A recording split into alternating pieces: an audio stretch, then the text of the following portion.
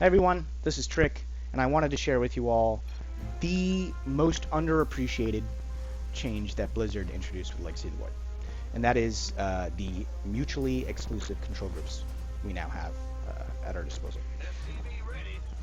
What they're called in game is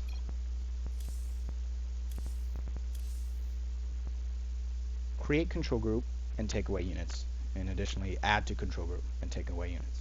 This makes it so no two units or structures can be in the same group at the same two different groups at the same time. You have everything on group 1, then you take your Vikings and you put them on group 2 and your Ghosts on group 3. They are no longer part of group 1. You don't have to go through the process of reselecting group 1 and reaffirming group 1. It's evaporated. It's gone. And I'll remind you that the reason that Blizzard went ahead and introduced this to us is to make the game easier for us. Like they did with camera hotkeys in Wings of Liberty, with the introduction of StarCraft 2, all these big changes from StarCraft 1 to StarCraft 2. There were so many professionals reluctant to transition to StarCraft 2, partially because they didn't have a lot of confidence in it initially, but also because they had spent so much time and effort training themselves and creating these habits to play a game that were going to be, for the most part, voided out with this new iteration, StarCraft 2 Wings of Liberty. To a smaller extent, I'm not going to say it's that drastic, the same thing has happened with Heart of Swarm and Legacy of the Void. I've been parsing GMs and professional players for weeks now, and very few of them, if any, have embraced this. I get answers like, I just don't think it would be worthwhile, or I'm just not in the mood for it yet. And it just sounds like the saddest excuses in the world to me. When I initially approached this, I didn't really see a whole purpose for it. But once it got under my hands, there was a plethora of things and scenarios where I started, they just kind of revealed themselves to me as how I could maintain my control groups with far less actions per minute than I was in Wings of Liberty or Heart of the Swarm because of this. After the first week of getting this under my hands, I really, I've always been able to use 9 control groups pretty consistently, 1 through 5, and then I use 4 for harass here and there. But I never found a purpose for 10th. So I was brainstorming a little bit, and I decided to make control group 10.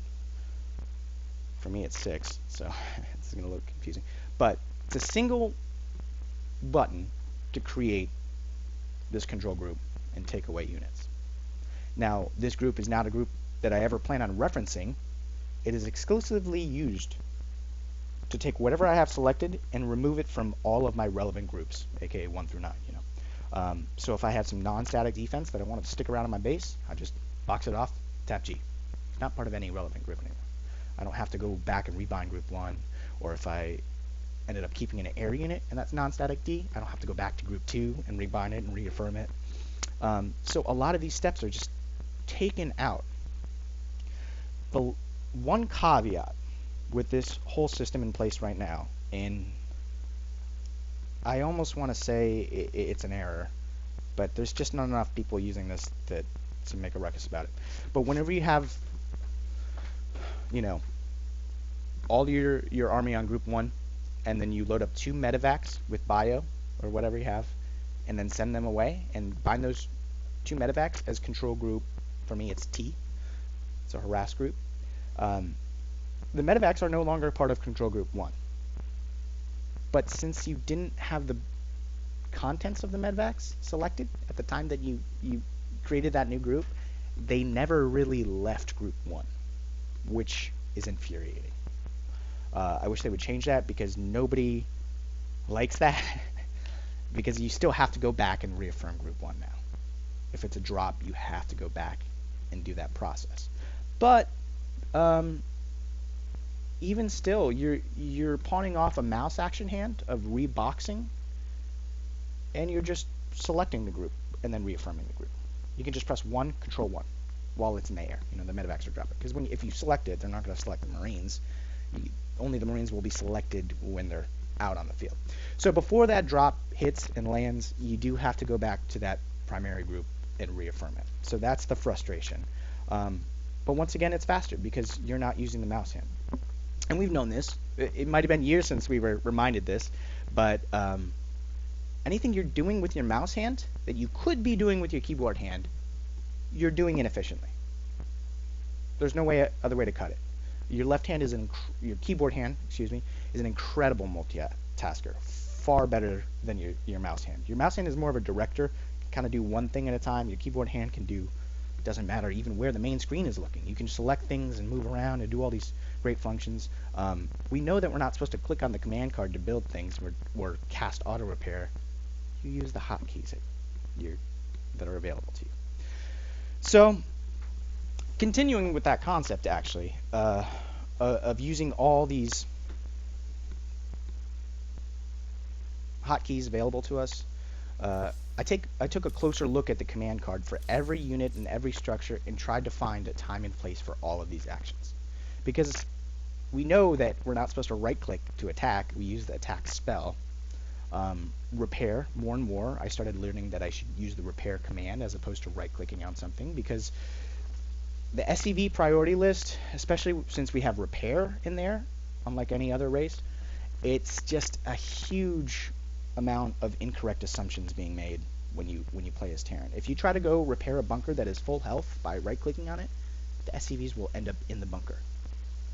If you try to proactively prevent that by casting repair on a full health bunker, unfortunately, the SCVs won't even move, because repair is a contingent ability. It requires its target to have less than 100% health for that action to be affirmed. Like snipe requires range, and every ability kind of has its own prerequisite. Most of them do, but that's repairs. So real quick in that scenario, what you should do is cast move command onto the bunker, shift hold position so they gather around the bunker and they don't move around after they get there, and at some point get them on auto repair. So this does a couple things. It ensures that they don't accidentally end up in the bunker. It ensures that they don't wander off and start repairing a medevac, boosting around, and that they stay near the bunker. They might end up repairing the SCVs around them, but at the end of the day, that's a way better trade-off than them not repairing the bunker at all. And once again, you don't have to reselect those SCVs and focus on defending the whole time. Like, you can just do that and then just use your military units and move on. So when I took a closer look at all these abilities on the command card, things started showing up right and left for me. And I'm not going to go through them all, but I'll tell you now, every ability on this command card I've found a time and place for other than rally and gather. Move, load, attack, repair, they all have a time and place where you're better off manually casting the ability than just relying on smart command. And honestly, so 95% of the time, smart command is the best option.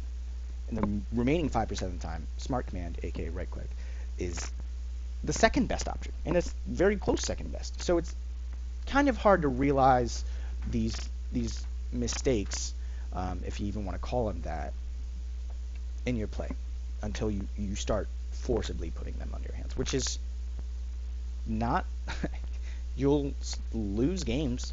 You got to kind of figure out if you want to get better or you want to win games. It's a Venn diagram. Sometimes they align and sometimes they don't. You got to put in hours, you got to put in time if you want to get better at something. So